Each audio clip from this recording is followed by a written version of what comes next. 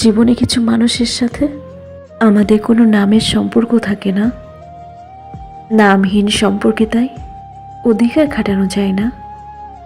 তাকে নিজের করে পাওয়ার স্বপ্নটাও যেন অন্যায় হয়ে দাঁড়ায়। সেই মানুষগুলোকে আমরা প্রিয় মানুষ বলতে পারি না, আবার ভালোবাসিও বলতে পারি না। নিজের মনের সাথে সব সময় একটা মানসিক দ্বন্দ্ব লেগে থাকে।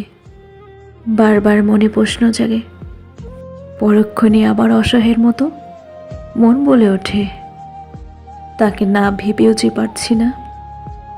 শুধু উপলব্ধি হয় যে মানুষটা আমার অনুভূতি জুড়ে থাকা বিশেষ কেউ, যাকে হারানোর কিচ্ছু নেই, পাওয়ারও কিচ্ছু নেই।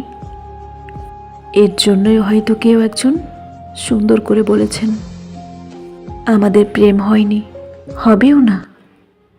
ভালোবাসি প্রকাশ করা হয়নি, হবেও না।